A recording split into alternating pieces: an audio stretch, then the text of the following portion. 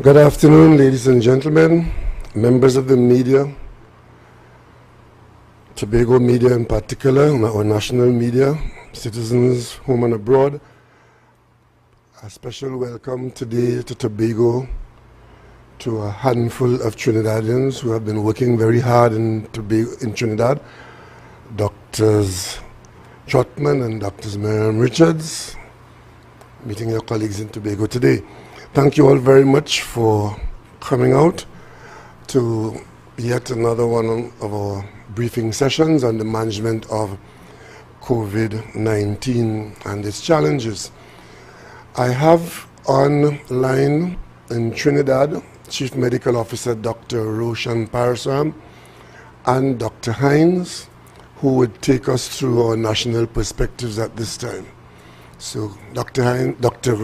Parasram, welcome to Tobago. Hey, good afternoon, Honorable Prime Minister, Honorable Minister of Health, the Secretary of Health for Tobago, all colleagues, members of the media, members of the viewing and listening public. So, as usual, we're going to begin with the COVID-19 update as of the 30th of July 2021. Both public and private facilities, we have conducted thus far 268,163 tests. Within the last 24 hours, we have received 310 new positive cases, taking our total positive cases up to 38,557. Total recovered patients now stand at 31,565, 5,922 active cases, and of those in home isolation, we have 5,220. Those in hospital are now 311, and those deaths now stand at 1,070, and again, condolences to the family of those who would have passed. Total patients in step-down facilities, 81. Those in quarantine facilities, 162. As it stands in terms of the vaccination status, 382,149 persons would have received their first dose of a WHO-approved vaccine, and in terms of our second dose, we stand at 191,881. If I could have the next slide, please, David. Yeah, so what we'll be going into briefly is, so the vaccination percentages for the entire population as a bar graph, which would just basically summarizes what I said a few minutes ago. So starting on the left-hand side, we received at least one dose, 382,149, received two doses, 191,881, and persons that have not received a dose thus far, 1,022,161. Remembering that those under 18 account for about just under 400,000 persons, and for now, there are no WHO-approved vaccines in the country that we can administer that cohort. And also remembering one is considered fully immunized, fully vaccinated when 14 days has passed since their final second dose of a COVID-19 vaccination as per WHO standard. Next slide. So we just wanted to present some data as it relates to the hospital admissions, for beginning with the high dependency unit, as those persons who are partially vaccinated. And in that green portion of the pie chart, what we are alluding to are people who had one dose of a WHO-approved vaccine. They would have had a second dose. In this case, we had no one who would have had a second dose and admitted to an HDU. Partially vaccinated, in this case, is 9.6%. Unvaccinated, 90.4% of all HDU admissions, meaning that we had no fully vaccinated person in Trinidad or Tobago admitted to the high dependency unit. Next slide. So again, this is similar. It's the ICU admission chart. And again, partially vaccinated, 15.6%, meaning first dose or second dose. In this case, we had 12 persons, giving us a percentage of 12.5%, having a first dose admitted to an ICU, and a second dose, 3.1%. And just to explain a little bit more on what although you would have had a second dose, those individuals would not have been 14 days past their second dose. at the time of their infection. So they would have been infected prior to completing and becoming a fully vaccinated person and being categorized as a partially vaccinated person. So that accounts for 15.6%, and the unvaccinated group, 84.4%. More importantly, there's no fully vaccinated individual in Trinidad or Tobago as well who has been admitted to the ICU at this time. Next slide. And the final slide as it relates to admissions, this is a slide related to deaths from COVID-19, includes deaths from May 14th, 2021 to present. Partially, as you can see, partially vaccinated refers to the same thing.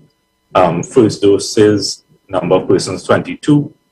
Second dose, again, 5, 0.6%. But again, these are considered partially vaccinated because they would have passed away or been infected prior to completing the 14-day period and being considered fully vaccinated. So just to highlight again, fully vaccinated, there's no one at this time who has met the criteria of being fully vaccinated and has passed away from COVID-19 in Trinidad or Tobago. I'll just briefly give an update as to our media release. As of yesterday, we would have sent out a press release July 30th, 2021. You could come next slide, or you could come off the slides for now. So as our release would have stated, the Ministry of Health advises that as of the 30th of July 2021, the WHO has indicated that the vaccine combination of first dose AstraZeneca followed by a second dose Moderna is approved. Trinidad and Tobago has therefore updated its list of approved COVID-19 vaccines and vaccine combinations to bring our list to the following. So as of now, in terms of entry into the country, we would accept, based on WHO approval, the following vaccines. Pfizer-BioNTech, 2 doses of that, first approved on the 31st of December 2020. AstraZeneca, first approved 15th of February 2021. The Janssen Johnson & Johnson vaccine, a single dose, approved 1st and 12th of March 2021. Moderna, approved on the 30th of April 2021. Sinopharm, approved on the 7th of May. Sinovac, approved on the 1st of June. And the combinations that we allow at this point in time: first dose AstraZeneca, followed by a second dose Pfizer, which was approved on the 15th of June 2021, and a first dose AstraZeneca, followed by a second dose Moderna, which was only approved on yesterday on the 30th of July. And finally, by way of repatriated minors, just to give the country an update as of this time, as you know, the policy for unvaccinated minors, persons under 18, is that those persons are allowed to go home with a vaccinated parent or guardian. And there's a PCR test that is done 3 to 5 days after they come into the country, in addition to the PCR test that is done 72 hours prior to entry. We would have had 111 persons in that category, 111 children to date. And of those, we picked up 1 case on the day 3 to 5 swab that was positive a couple of days ago. So that's my end of my clinical update for this morning. Thank you. We go now to Dr. Hines, who will continue with the epidemiological update, and then the rest of the team.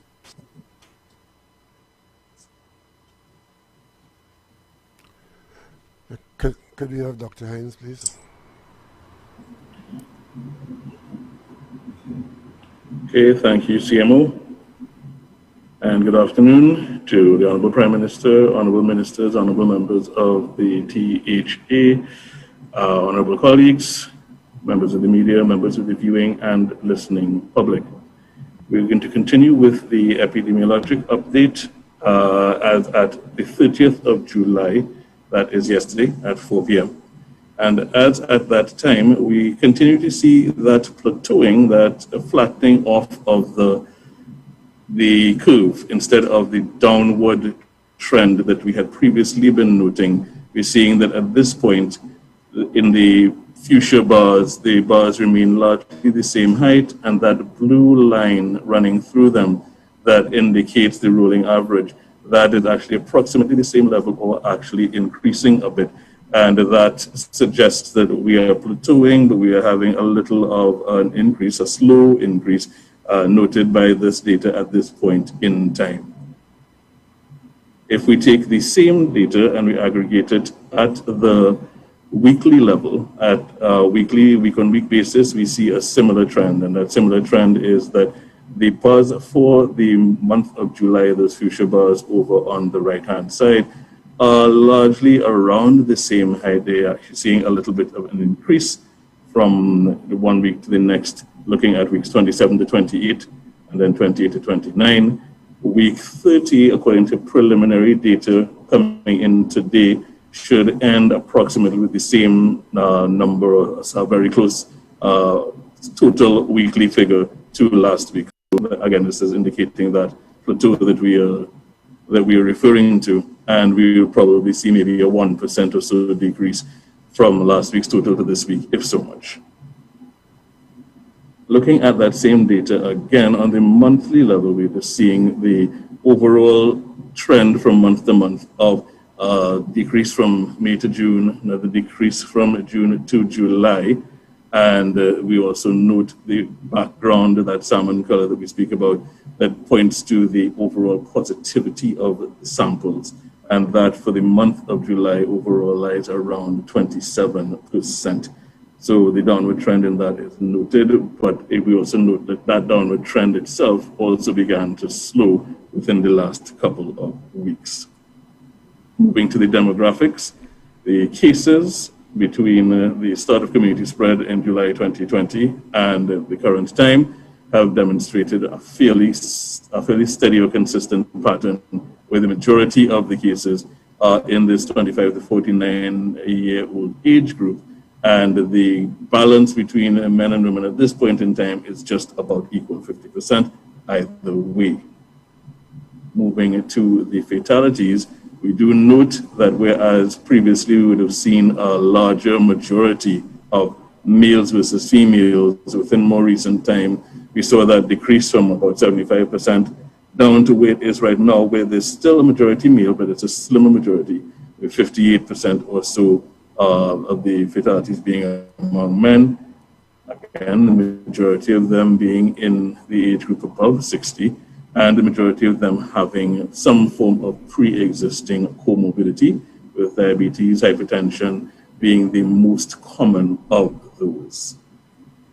Looking at the geographic distribution as at the end of week 28, so we're comparing weeks 27 and 28. If we look at this map, and then look at the graph to the left side of it, what we see is week 27 in the purple and week 28 in the gold or yellow bars. Just looking at the bars, we see that in several counties there may have been a slight decrease in Caroni, decrease in St. Andrew, St. David, decrease in St. George Central, approximately the same in St. George East. But in some counties we did see increases. So St. George West, there was an increase, slight increase in St. Patrick, slight increase in Victoria. Tobago had a decrease, Romero, slight increase. So some counties were decreasing, some were increasing, and that accounts for that more or less steady trend where we're not seeing a large increase, some places going down, some going up between week 27 and week 28. Looking at that at the community level, we see a similar sort of pattern, lighter colors than we would have seen in previous maps. And there's some areas, usually areas of denser population, having larger numbers. So we are keeping an eye on the counties where cases are going up instead of down. We are encouraging all individuals in all places to access the vaccines as quickly as possible. This is going to help with the slowing of the trend towards additional infections. And just looking last but not least at how our initial or original projections had been performing, we note that at the point in time around mid-June, we had made a projection saying if we continued along those lines, we'd have been following this red line here that was on a slowing trajectory. What we're looking at with the blue bars is that we've actually not exactly continued along that path. So we're seeing where the blue bars, instead of continuing downwards, have actually begun to get a little taller, and they've now met this the projection for June, the middle of June, and we're going to redo that to see what trend we're looking at this point in time. So whereas we had seen and we're projecting an overall slowing, we're now seeing where that slowing has flattened off, and we need to reproject to see where we may end up if we continue at the rate at which we are currently going. So with that, we just want to re-emphasize the importance of the public health measures in reducing the risk of transmission and reducing the rate at which the virus can transmit itself from one person to another by reducing the number of susceptible individuals in the population. And with that, I'm going to turn you back over to Dr. Richards for her presentation.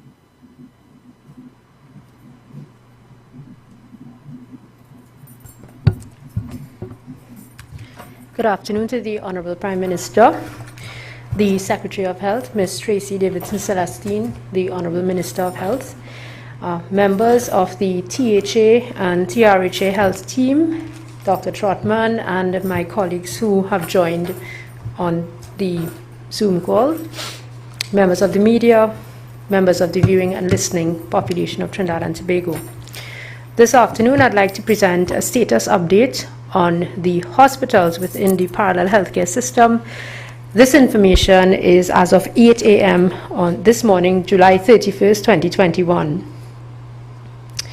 As Dr. Hines would have indicated, the rolling average has increased marginally over this past week. And of course, the rolling average represents the average number of cases over the last 7 days, and that's per day. And a higher rolling average would would represent an increased demand for hospital beds across different levels of care. This graph demonstrates the admissions and discharges, and you would have noticed that the space between the orange line and the green line has widened over the last week.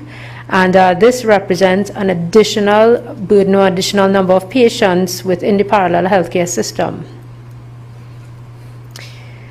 This graph demonstrates the breakdown between the admissions and discharges, and you would note that there have been a marginally increased or decreased number of admissions, but the number of discharges has been less.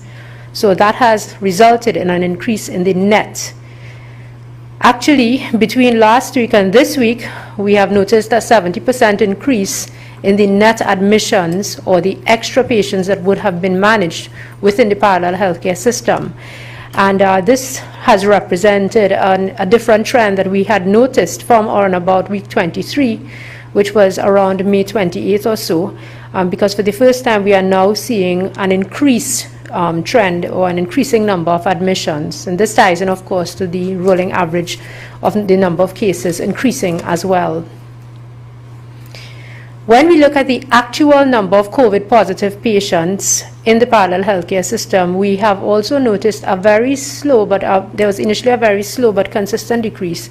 However, we are now noticing a slightly increased number of patients. And as of 8 a.m. this morning, there were 399 patients hospitalized across the 16 facilities in the parallel healthcare system, 311 across the 9 hospitals, and 88 at the step-down facilities. Yet again, we see the trend of 3 times approximately the number of critically ill and severely ill patients versus those who are recovering. The occupancy levels, of course, we express as a percentage because it describes the number of beds being used over the total number of beds that are available. And this is a measure of the capacity of the parallel healthcare system to manage patients. Since July 15th, the occupancy of the parallel healthcare system has been under 40%, and as of today, it is currently 39%, with Trinidad at 38% and Tobago at 46%. This graph demonstrates the breakdown or disaggregation, as I just indicated. Trinidad and Tobago with a slow but progressive decline and currently at 38%. Tobago with an increase over last week at 46%. We also look at the capacity of the hospitals that treat the severely and critically ill patients to manage new cases of COVID-19. And in Trinidad and Tobago, we have been noticing that over the last 3 to 4 weeks, only 1 hospital of 9 tends to be above the 75% critical threshold. This week, the only hospital that is above that threshold is the St. Anne's Hospital. All other facilities and hospitals are under the 75% threshold, and that represents a capacity to manage patients. With respect to the 7 step-down facilities, there is only one facility, that is the Area Hospital Point Fortin, that is above the 75% threshold. So overall, 14 out of 16 institutions across Trinidad and Tobago are under the 75% threshold. With respect to the 3 levels of care, the ward level occupancy is at 37%. That is 4 out of 10 ward level beds in Trinidad and Tobago are currently occupied, while the ICU percentage is today 64% and HDU is at 58%. Yet again, we noticed that the average over the last month of ICU occupancy is somewhere in the vicinity of 80%, representing a proportion of critically ill patients, and the HDU average is in the vicinity of 70%. One of the indicators that we look at would be the number of patients presenting to the accident and emergency rooms in the traditional healthcare system. And there has been a consistent trend of a low number of patients presenting. And this morning, across 4 accident and emergency departments, 10 accident and emergency departments, there are 11 patients being managed. And this trend has been consistent over the last 3 weeks. The ambulance system, another indicator, has demonstrated a consistent decline in terms of the use. And for this week, the average use, meaning the average percentage of COVID-19 transports, was 30%. And of course, once the usage decreases, the turnaround time would decrease, and it's somewhere in the vicinity of 120 minutes on average. So, in closing, we would like to urge everyone to continue to practice these 3 Ws, and also we would like to urge all members of the population to please be vaccinated. Vaccination is our only tool in the COVID-19 fight and will prevent you from being hospitalized and ultimately prevent you from being admitted to the ICU and HDU wards. Thank you very much. Thank you very much, Drs. Parasuram, Hines, and Richards. At this point, I would like to introduce Mrs. Tracy Davison-Celestine, who is in charge of the challenge here in Tobago in her capacity as Secretary for Health. So, Mrs. Davison, could you introduce your medical team and let us get a report on the situation in Tobago? All right, thank you very much, Prime Minister Dr. Keith Christopher Rowley. Let me also recognize Minister of Health and my colleague over there who is providing support in this fight, Mr. Terence Dial-Singh, Minister. I want to take this opportunity to recognize members of media who are present and also the listening public who are also listening for information. I want to take this opportunity to also recognize the team that is here with me. One, County Medical Officer of Health, Dr. Tiffany Hoyt. There is also Medical Chief of Staff responsible for secondary care, Dr. Wheeler, Victor Wheeler, Acting Primary Care Manager, Dr. Roxanne Mitchell, and also Dr. Thompson, who works out of the office of the County Medical Officer of Health and who would provide us with research and statistics. Before I introduce the County Medical Officer of Health and her team to the microphone, I just want to share some thoughts with you, the members of the public, and that is to indicate that today we kicked off our mass vaccination drive at Shaw Park. And I want to first and foremost commend all of the partners in this exercise, the private sector, that would be NGC, Tobago Channel 5, Pulse Radio, and then of course members of the governing team through the Office of the Chief Secretary. We had TEMA, and then the TRHA and the Division of Health, Wellness and Family Development coming together. When I visited somewhere around 12:30 today, there were approximately 300 persons who would have come to the facility to receive vaccines at that time. And we're hoping that after lunch, the numbers will continue to climb. I just want to indicate that we are also looking at another site that would be in Tobago East as well, because as I would have communicated to you, the members of the public, our approach is threesome in large part. One where you will see persons walking into our health facilities to access the vaccines, person driving to our facilities to access the vaccines as well, and there may also be persons who would request appointments. So what we are doing is basically providing the framework to encourage persons to come forward to be vaccinated as much as possible. You would recognize that over the last week or two, we have been having consistently high positive COVID cases on the island, ranging in the vicinity of about 35 or so on a daily basis. And of course, we know that is really not a very good trend. But at the end of the day, we have indicated to you, the members of the public, that the only way we can manage and mitigate the spread of this virus is for us to be vaccinated.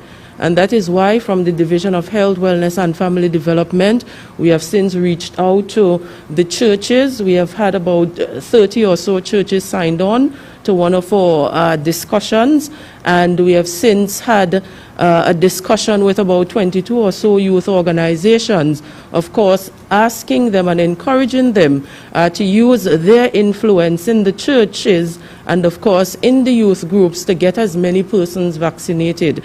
Because when you hear from the County Medical Officer of Health, one of the things you would recognize is that quite a lot of our young people are contracting the virus. But at the same time, there is some hesitancy in that group, and we want to ensure that we save lives as much as is possible, and that is why we have been appealing to you, the members of the public, to be vaccinated. We will continue to roll out our education approaches. We will continue to talk to individuals wherever they are and to provide them with the information so that they can make the correct decisions going forward. I just want to add as well that we have been very intent on strengthening our approaches here on the island, and of course we know that there is community spread, continues to be our largest or greatest challenge on the island. We will continue our education process. Already we have engaged our collaborators and our suppliers with a view to expanding our ICU capabilities here. Because, of course, the research would indicate that once as you have more persons contracting the virus, there is a significant chance that there would be more ill persons as well. And so that will require us to increase our capabilities and our capacities, and also we have to be in a position to recruit specialized skills at various levels in order to manage that increased capacity going forward. And so this is where we are. But at the end of the day, we are also focused on greater infection control throughout the Scarborough General Hospital and all those places where we care for our loved ones. And we are very intent on ensuring that we work collaboratively with members of the public in this fight. So I would now like to introduce County Medical Officer of Health to give her presentation, and then invite the others to the lectern to share their thoughts as well. Hi, good afternoon, Honorable Prime Minister, afternoon to Minister of Health and Honorable Secretary of Health, to my colleagues, and to members of the media and members of the public. So I'm just going to give the update on the statistics for Tobago.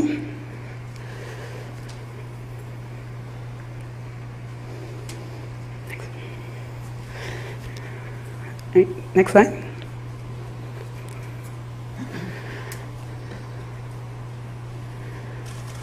Okay, thank you. So as of 10 p.m. yesterday, we would have recorded a total of 35 new cases. So that brings us to a total of 431 active cases currently in Tobago.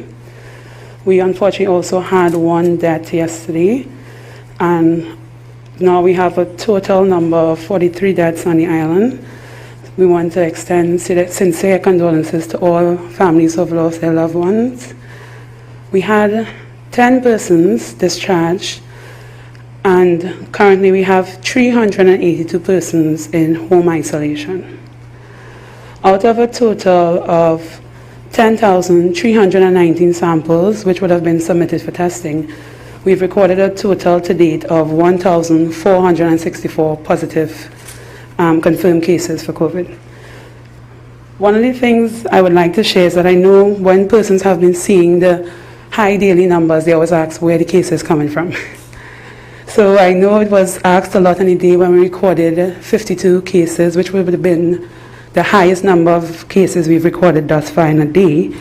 And I can share that for that day, the cases would have arisen such from, we had 7 associated at the Scarborough General Hospital, 1 with the Trinidad and Tobago Fire Services, 2 with the port. 27 of those 52 cases were persons who were known primary contacts of persons who had COVID.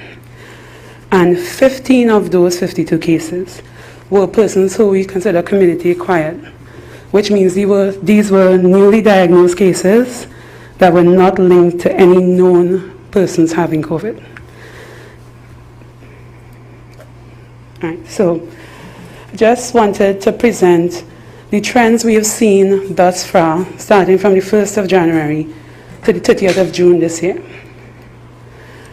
So when we plot our cases based on the number of cases in a given epi week, this is the trend for how the graph goes.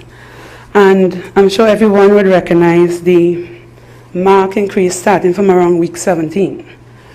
So, of course, looking at the trends, we would always have wondered what was causing the increase in cases.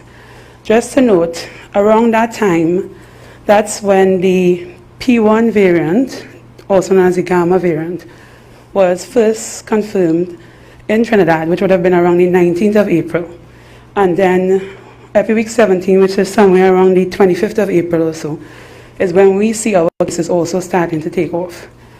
And this is in keeping with what we would expect if the Gamma variant enters into circulation in a community, in a population. Because it is way more infectious than the original virus, you would see an increase in the rate of spread and increase in the number of cases. And with increased number of cases, you expect to get increased number of hospitalizations and increased deaths. Just to also highlight how our cases would have been accumulated. So again, this doesn't include July, which we know will also be off the chart. But we see that we had a low number of cases from January, February, March. Then we started to have the upsurge from April, and then we had a huge upsurge with 42.9% of our cases being recorded in May and 43.6% in June. When we look at the distribution of cases, which Dr. Hines would have also shared, the darker colored area shows where we have the higher concentration of cases in Tobago. And just to put that into context again, if we look at it, we realize that predominantly on the southwest side of the island is where we have the majority of our confirmed positive cases. So that's my update for Tobago. All right, we now hear from Dr. Roxanne Mitchell.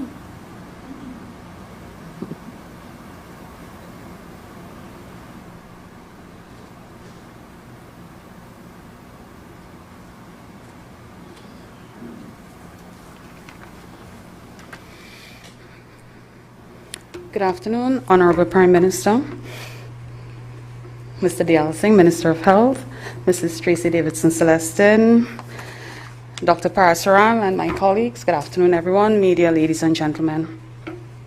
I will be brief today.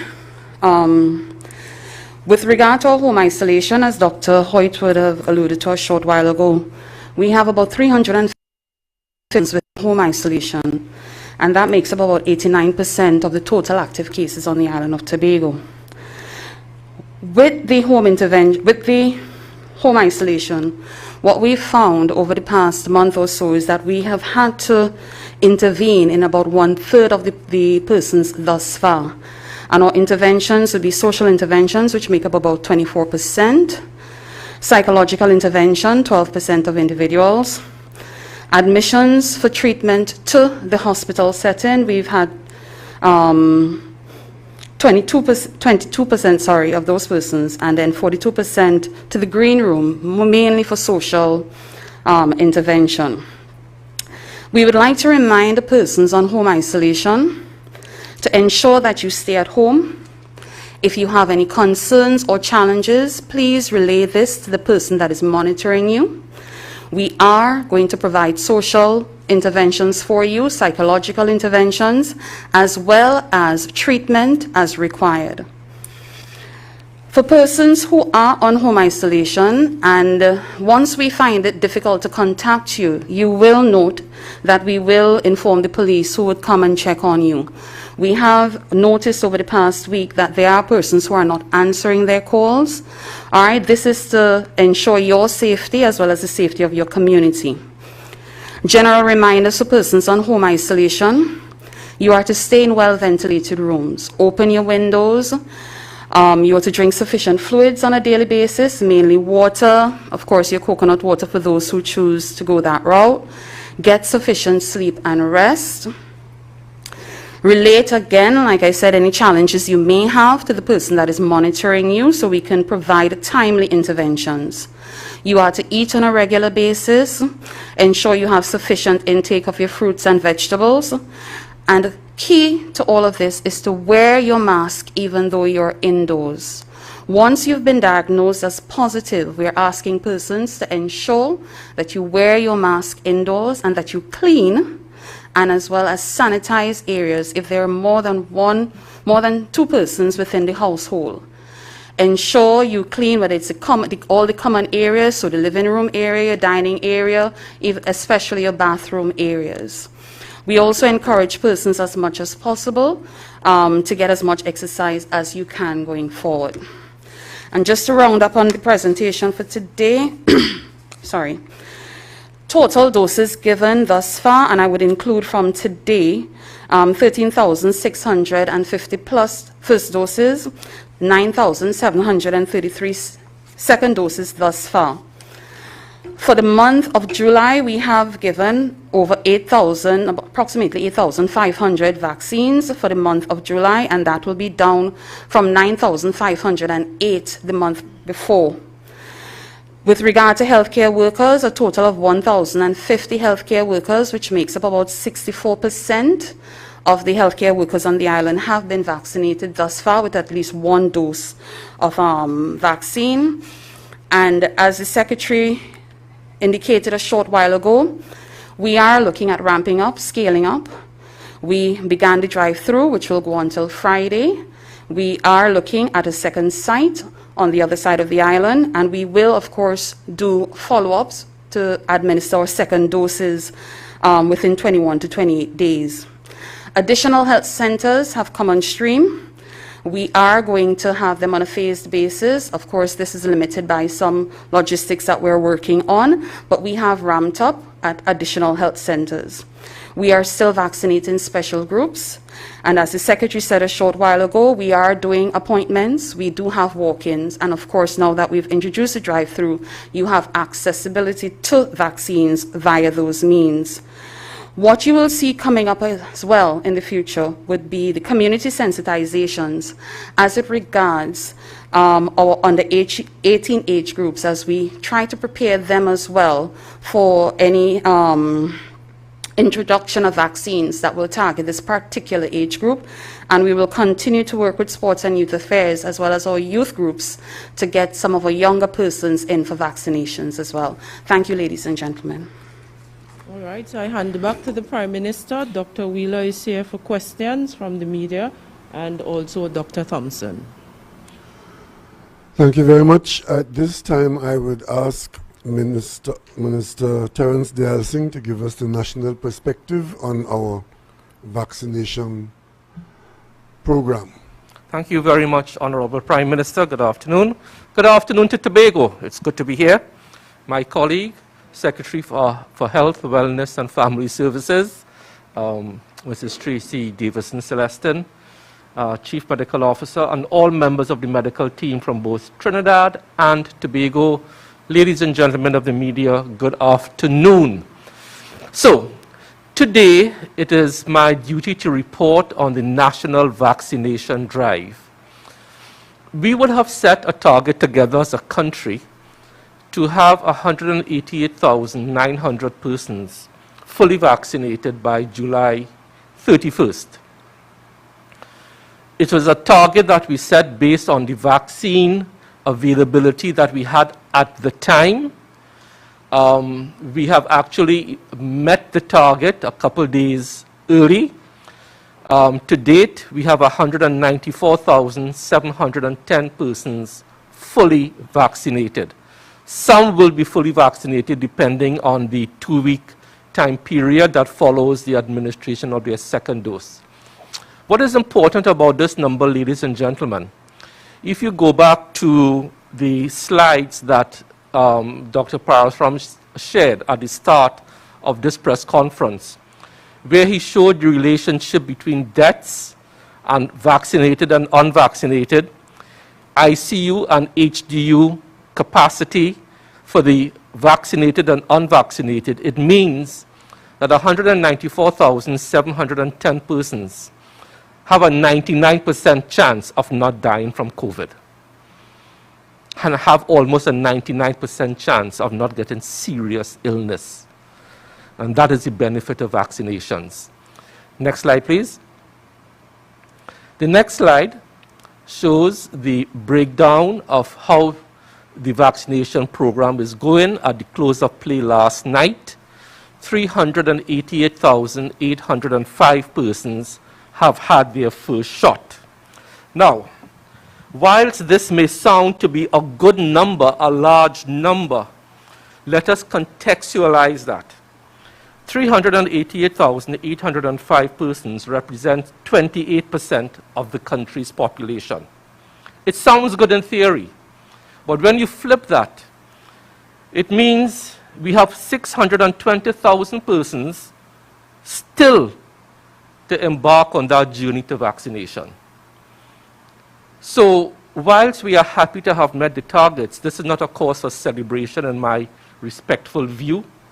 This is just one stop on a long journey to vaccinate 70% of the population.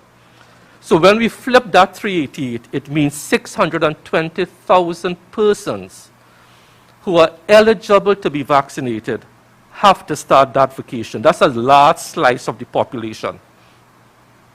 194,710 persons have had their second shot and are on the way to be fully vaccinated. Next slide, please. So this is where we are.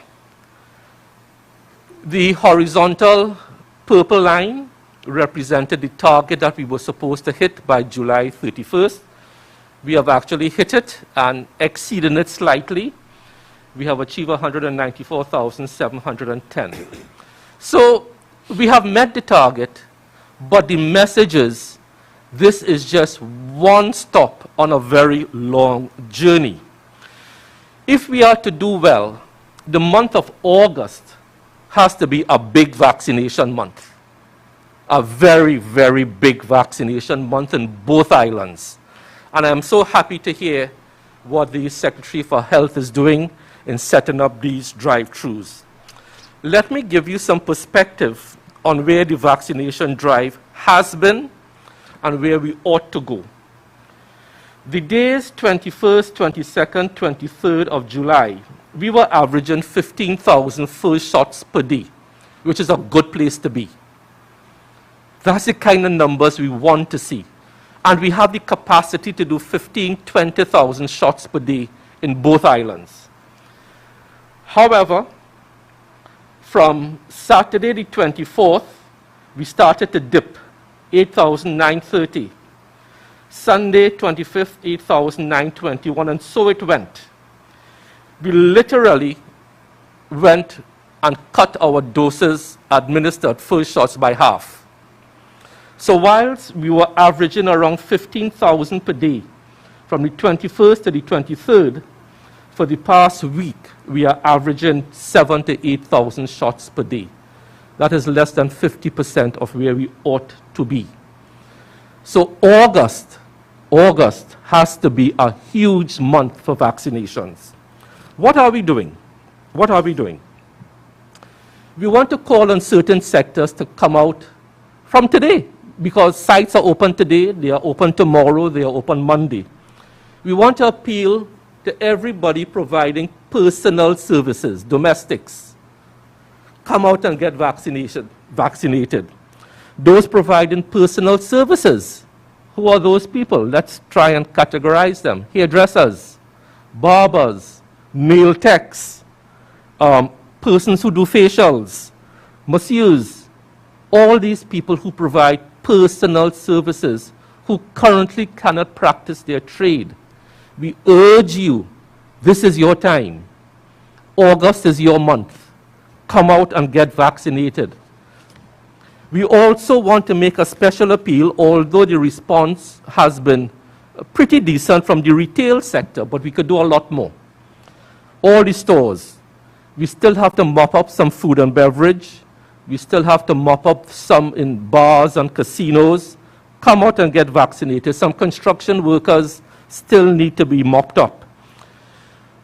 What are we suggesting to get these figures up to around close to 15,000 shots per day as possible? All politicians, whether you are a THA rep, a MP, a councillor, we know how to mobilize people and provide transport for people, for elections. I am asking everyone now to bring that same energy we bring to elections to vaccination. Because when we visit the sites and when we visit people, one of the complaints we are getting is that people want to be vaccinated, but they don't have transport. So in St. Joseph, we are going to start to provide transport now.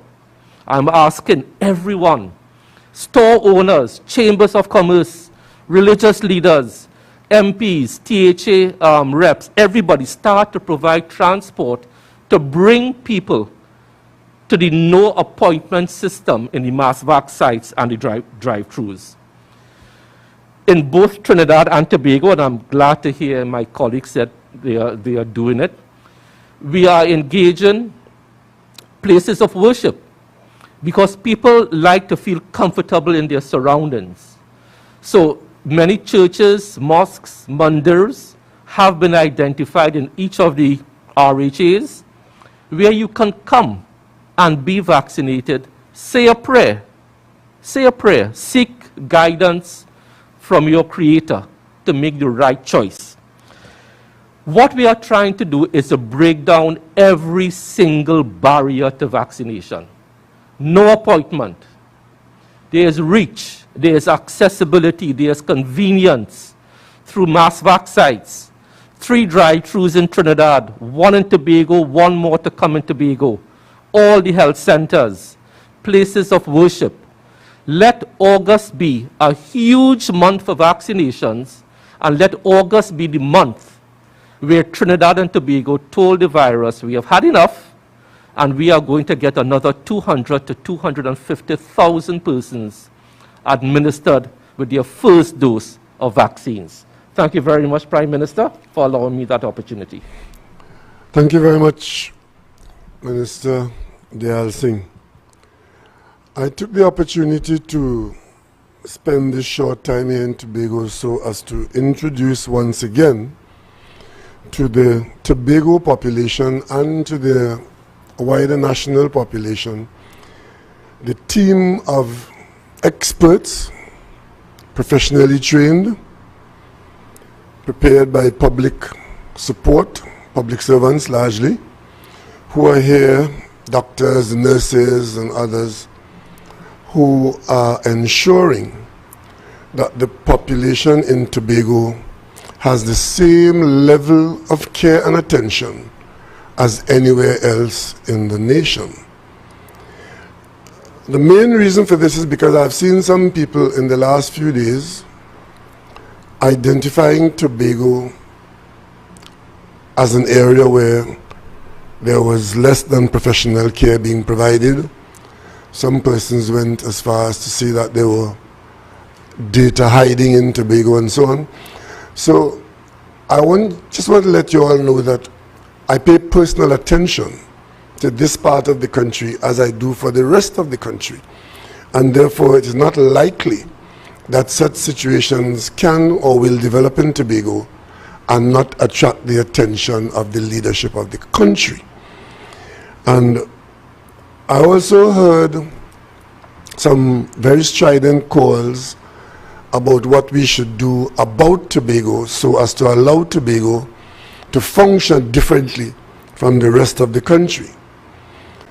Usually when these calls come out to the government, particularly addressed to the Prime Minister, to do this and to do that and to do the other, they're usually quite lopsided, because it tells about what benefits will come to some people without addressing what drawbacks will come to other people. Today you would have seen the data on Tobago, and you would have seen that there has been some slight uptick in the levels of infection in Tobago. And like the rest of the country, we are holding just beyond what is a plateau. From day one, we told this country, and we will do it every day, that we will be guided in our decision making by the scientific data and analyses provided to us by those who are ably trained and experienced in managing this sort of situation.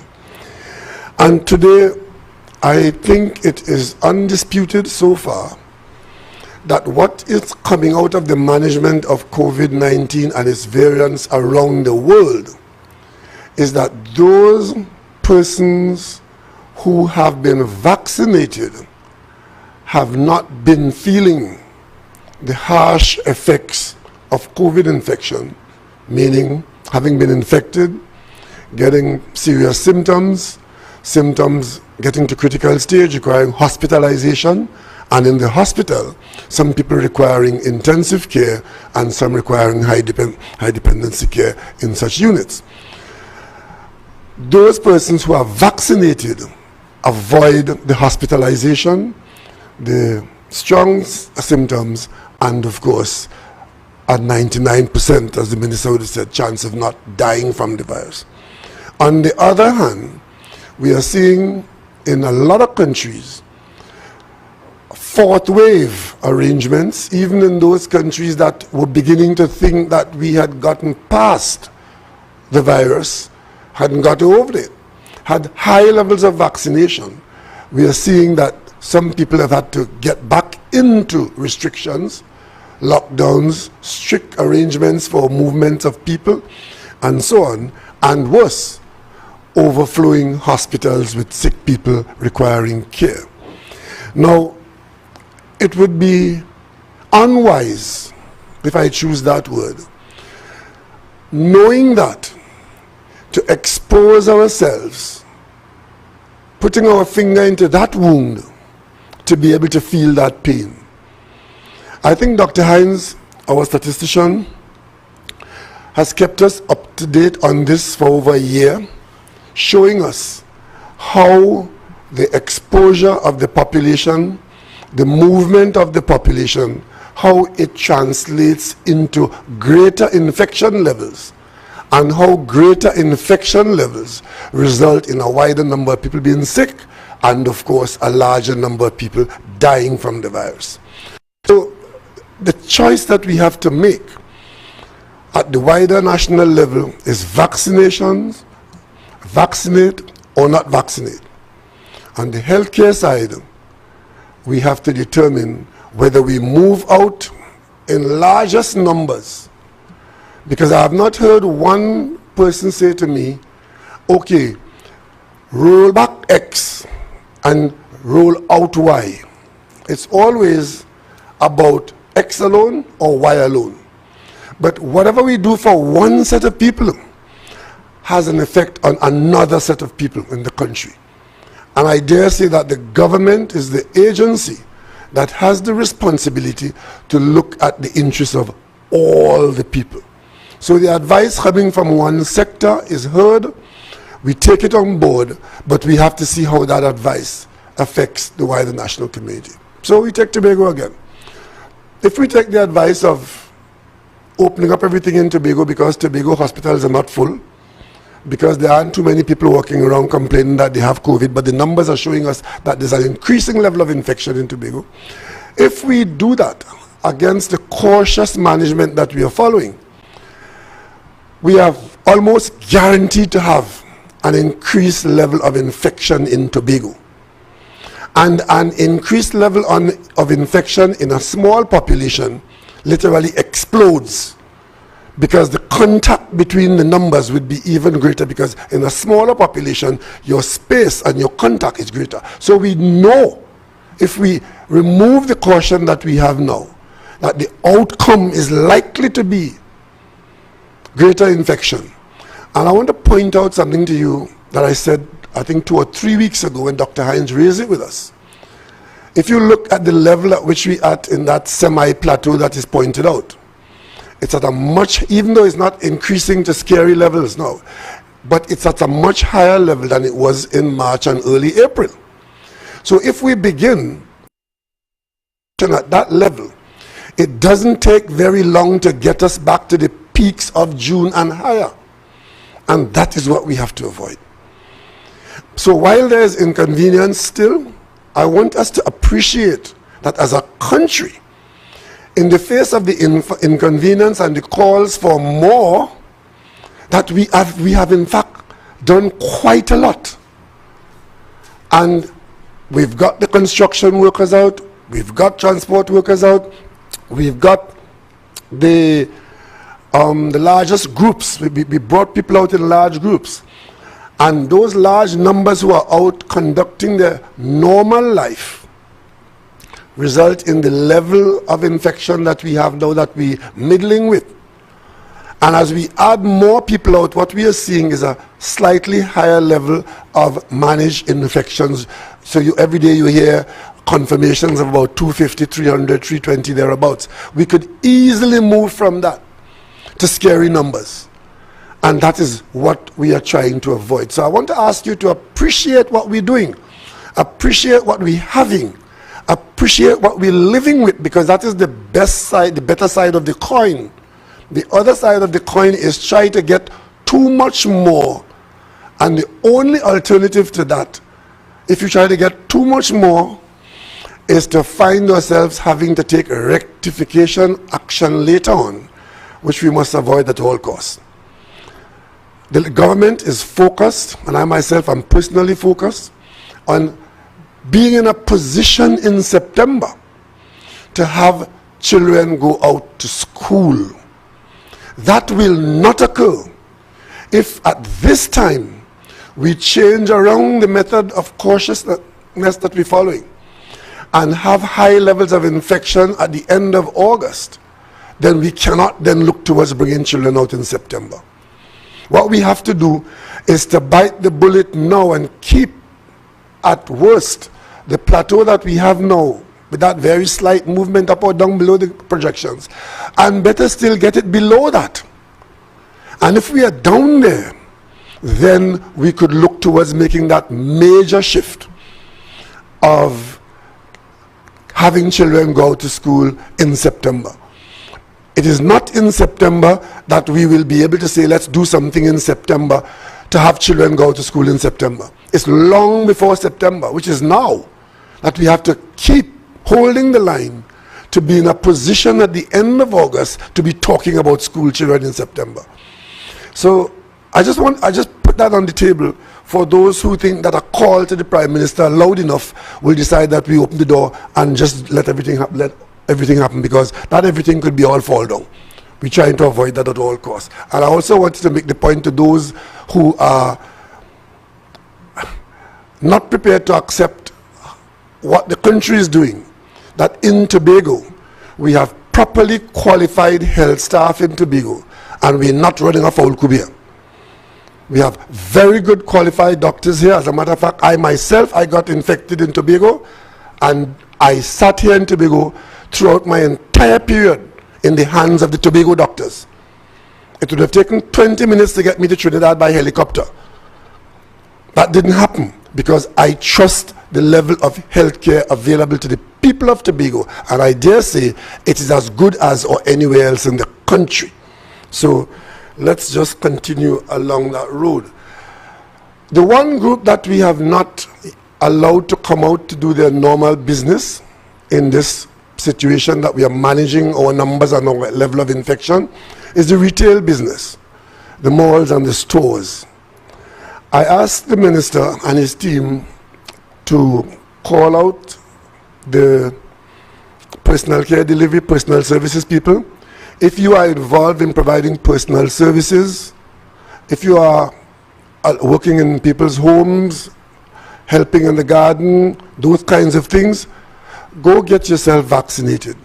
Because once we understand that you're vaccinated, in 2 weeks thereabouts, we can ask you to come out to work, because we would have been confident that a fair amount of you would have been vaccinated, and then we will then be able, if things are okay, to allow you to come back to do your duty for your family, have your earnings, and bit by bit we are all better off in the process.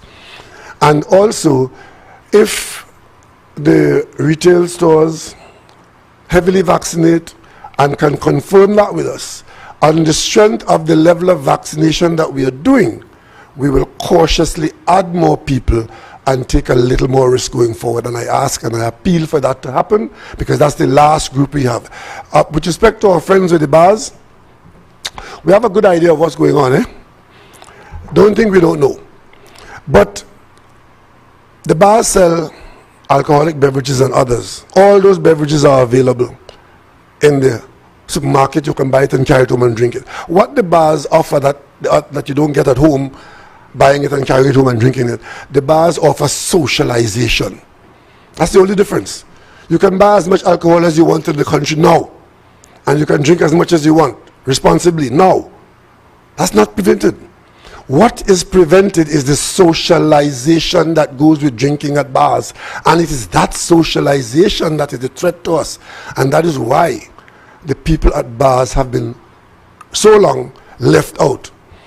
And it's been long, it's been expensive, and today I will commit to asking the Minister of Finance to see what assistance, what greater assistance we can bring to the people who earn a living at the bars, especially the employees. I know we have a problem there because there are a special group of employees. Many of them have no record of employment, and many of those same people you hear calling for bars to be open, they do not protect their employees. That make it easy for us to find out who has been employed and therefore how the assistance can be had. We will still work on that, and I'm hoping that the Minister of Finance will be able to find the qualified people in there and provide some assistance. But we can't increase the socialization to drink, because it's too important at this stage and it threatens too much that we have at stake. But we'll try to see where we can help and work with the Bar Association to see how we can help in that situation. So that goes there. But it brings me to the point of vaccination. Before vaccines were available, that's in 2020, what we did and were doing was keeping the population sufficiently covered by the protocols we were following, and also restricting our exposure to the virus as far as we were able to. And that manifested itself in the border closure, the wearing of the mask, the lockdowns at home, and so on. We've passed that stage. We are in 3 different phase 2 now. Phase 2-1, phase 2-2, and phase 2-3.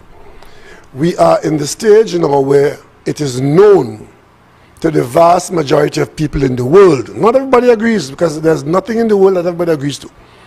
But in the scientific community in the world, it is now accepted that the best response to the virus is a vaccinated population. I don't know that I'll get too many arguments from scientific colleagues from that. I think that is now a fact on planet Earth. Population exposed to novel coronavirus. Coronavirus killed 4 million people and can kill many more. But we have now come to the conclusion that the vaccines that have been developed in 2020 and are being developed along the way, that those vaccines, especially as the case of Trinidad and Tobago, we took a policy position, the government of Trinidad and Tobago, in protection of the people of Trinidad and Tobago, that we don't see the vaccines before they come to you.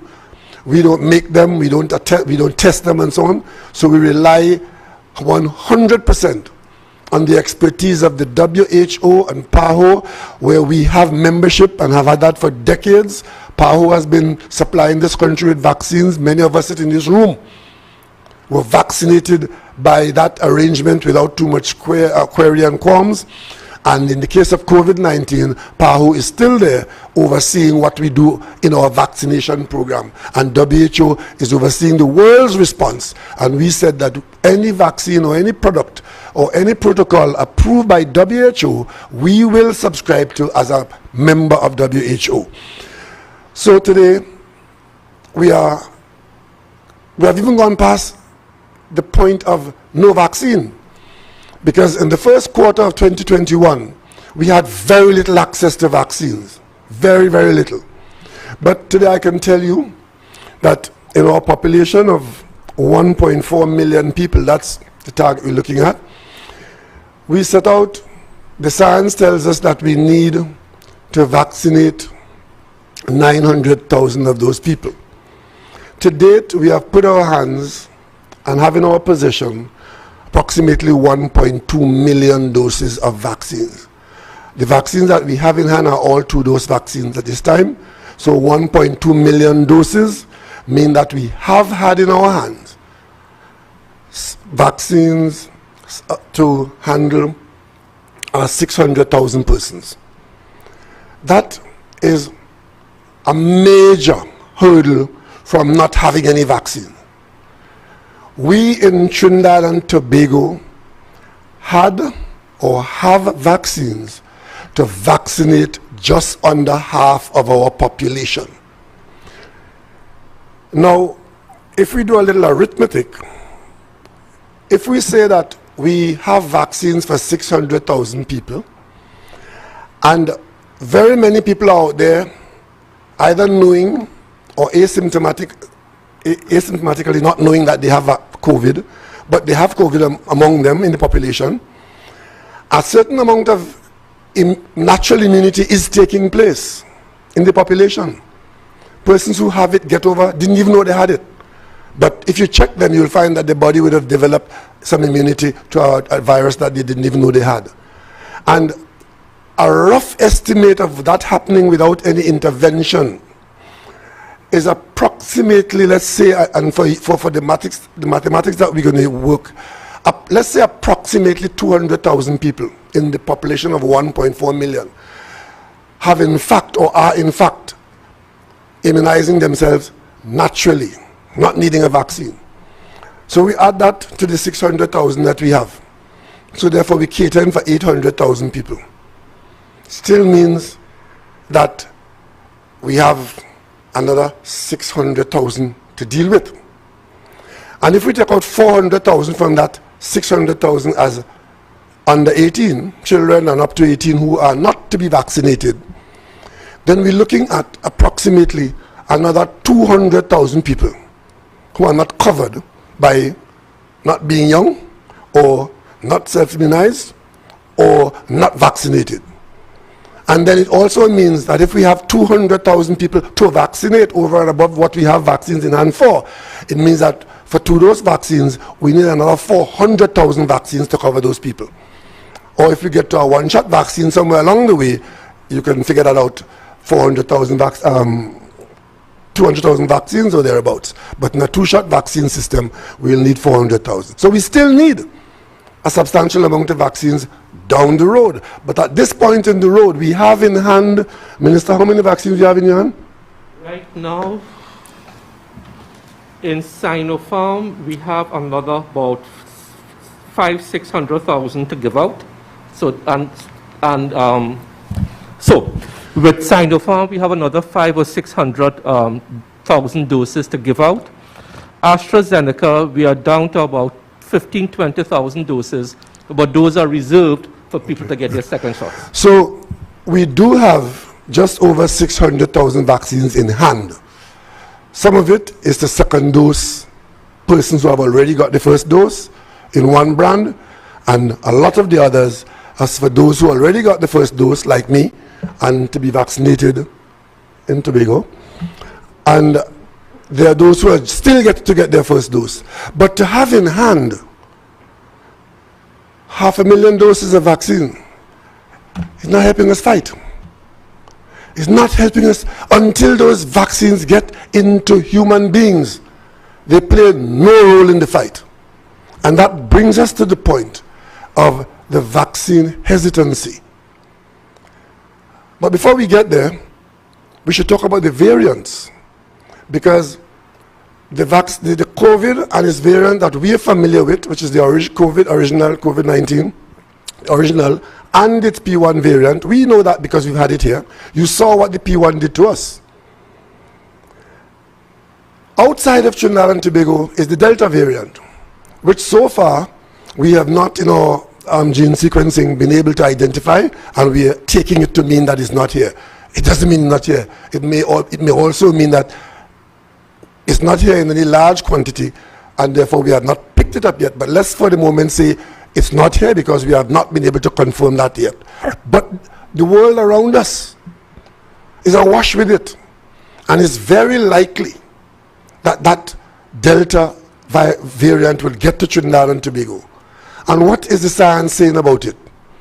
It's saying that it is many times more infectious than the original COVID. It's producing far more viral load, which means that it can infect people far more easily. I want you all to remember what happened between Australia and New Zealand. One person came from New Zealand, passed through an airport in Australia, and persons passed through the same narrow corridor that that person passed through, got infected, were picked up in Sydney, and in a matter of days, Sydney was largely closed down, and Australia literally had to reverse itself on all the progress it has made, because the Delta variant is so infectious. So understand that if it does come to Trinidad and Tobago and meet unvaccinated people, we cannot wish away the bad outcome of that. But heaven forbid, we are given a breathing space to do the best that we can do with the situation, which is to get vaccinated now, just in case that virus comes here.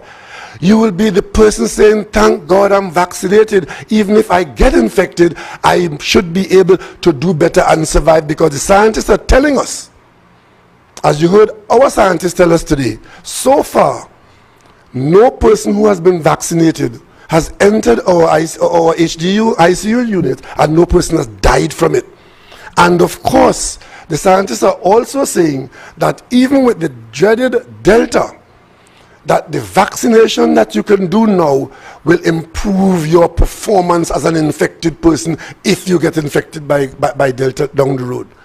So what in heaven's name would want you to be playing Russian roulette out there, not wanting to be vaccinated? We also, I didn't mention a group of people that you would have left out from the numbers, is those persons who for good reason cannot get vaccinated. For good reason. There are a number of good reasons. One of the good reasons I got last week is that pastor tell me don't do it. Because the belief in your religion is just between you and your God. And if your pastor tell you don't do it, but what the pastor didn't tell you at the same time is that you are joining a group of people who are most likely to get infected and to get sick and to get into the hospital needing ICU and high dependency care. And I don't think that is what he really meant. So today, there's one other group of persons I want to talk to from this platform here. And it's a specific group of politicians in Trinidad and Tobago for whom this country must fail, so that they could say, I told you so. As a matter of fact, I was very, I shouldn't say surprised, but I was very taken aback during the week when I heard somebody on a radio program reading out some misinformation about our gas supply and our future in the gas business, and had a good enjoyment in saying that the government is wrong we are going to hell in a handbasket in the energy sector with respect to gas supply because BP says so. And I wonder if these people live here, and I wonder if they really so want to succeed or see others fail that they would like to see the country's business being what it is.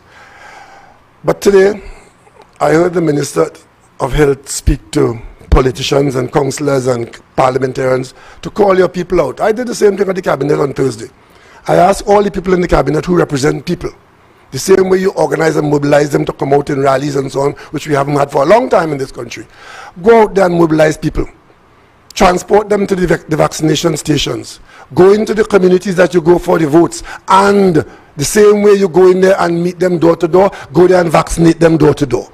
The vaccines are available. But you see, those who are promoting vaccine hesitancy, by first and foremost telling the population about a particular brand of vaccine could be that we are guinea pigs. Or secondly, that the vaccination is about you traveling as tourists. People of Trinidad and Tobago, the vaccines are first and foremost about saving your life. And if you have a life, then you could be a tourist after.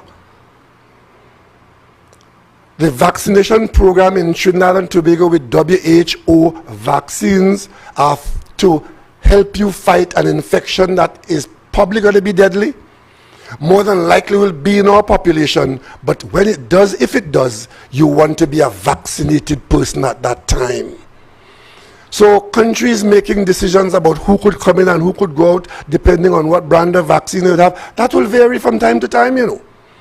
And in any case, we have been living with that all along.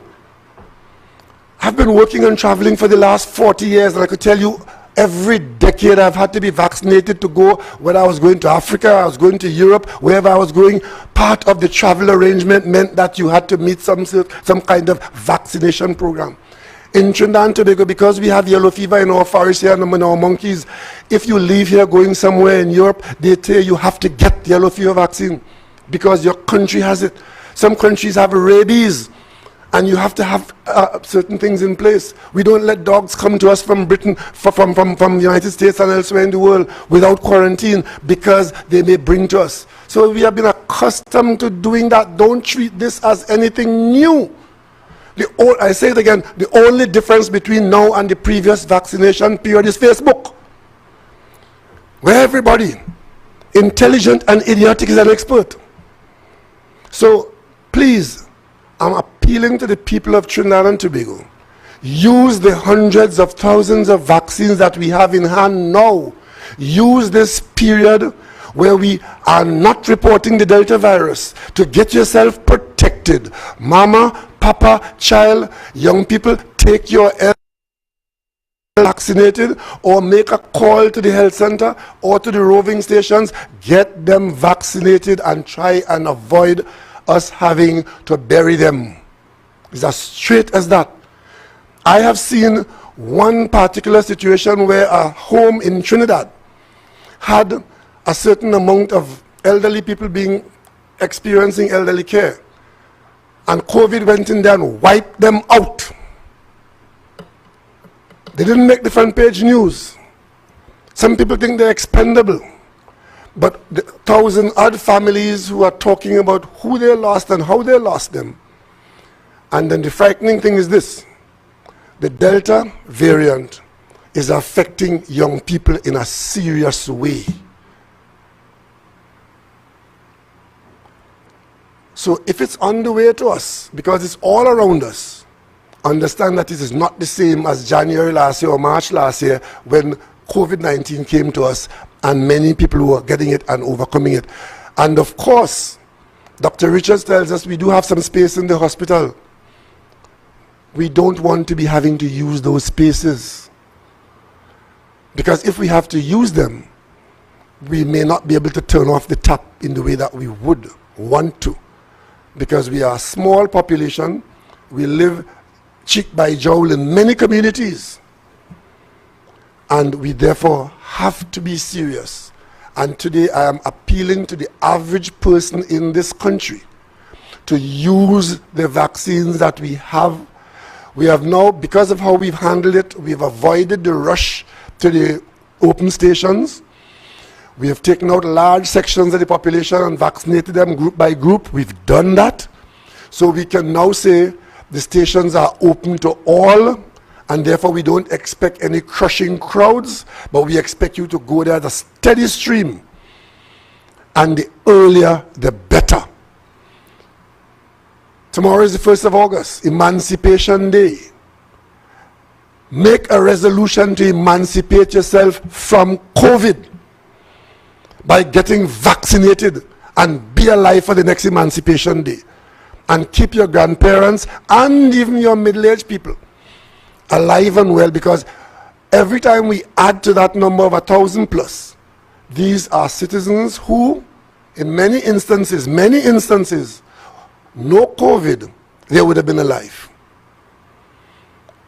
So let us prepare for the eventuality of the Delta variant coming to us and dealing with what we have with us, because the P1 variant is already a dangerous virus taking some people to crisis. Let us not skylark during this period. This period is a very valuable period. And finally, I want to tell you that this concept about, for those who are encouraging vaccine hesitancy, who should know better? Talking about expiration of the vaccines that the government has. And the government bought too much vaccine, we should have bought it in batches. People of Trinidad and Tobago, at one time, we couldn't get any vaccine at all. We placed orders, and the orders were accepted on the grounds that we could get a batch now and a batch later. But it appears as though some people would have preferred if we got a batch and then that ran out and we had known, because that in early July we were in that situation. We would have used up what we had, but I did tell you that there would have been a narrow period when we wouldn't have had vaccines for first dosing. But after that, going forward, we should be able to have a constant stream of vaccine for first dosing. We were fortunate, because of Trinidad and Tobago's relationships outside, to get a substantial batch of a WHO-approved vaccine, which is now in hand. So nobody could say now in Trinidad and Tobago that I want to be vaccinated. I don't know where to go. I don't know who to turn to. And I don't know that there's any vaccine available. This country is not in that situation. We are in the opposite situation. Every responsible citizen or person or guardian who is responsible for somebody else who wants to get vaccinated, we are in that position now where we can get them vaccinated. And we must get vaccinated as quickly as possible. Because remember, you're not fully vaccinated until after your first dose. You allow that period to expire, and you get the time when you have your second dose, and then 2 weeks after your second dose, that's when you are supposed to be fully immunized. So let's look at August. If we start out after Emancipation Day to get vaccinated, the vaccine that we're using now has a 3-week period of waiting. That means by the 3rd week of August, you're ready for your last shot from that 500,000 doses of vaccine that we have. And then 2 weeks after that. So by September morning, if you vaccinate early in August, by the time the school should open in September, approximately half of the target that we set as the population should have been vaccinated, and we expect to get some more vaccines during August to keep the program going. So we're making progress going down the road. And that is the plan that we're following, and I trust that I can continue to rely on the good sense of the population in Trinidad and Tobago to agree with the rest of the world that a vaccinated population is in the best position to respond to COVID and its variants. And I also sadly have to report that we know that if you are unvaccinated, that you are more exposed to getting the worst of this pandemic. And the decisions that we are making in managing the movement of our population is to get the best outcome in a pandemic. 2020 is still a pandemic year. We are alive when the pandemic is taking place. 2020, 2021. Let us all try and be alive when 2021 is over, because we have sensibly responded. And the response that is available to us, not to prevent us from getting infected, because we know, I've heard some people say that the vaccines are no good because they're not preventing you from getting the virus. Well, if that is the best that science offers, if you are drowning and a log turns up in the middle of the stream, you're going to still get wet. But the log gives you the possibility to breathe and not be sucked under, and it might even take you to the bank. The vaccines reduce the infection rates, that is known. It also allows the infected to survive better. That's what it does. So do not reject the vaccine because it's not preventing you permanently from being infected. Some vaccines and some microbes, that happens, some viruses, that happens.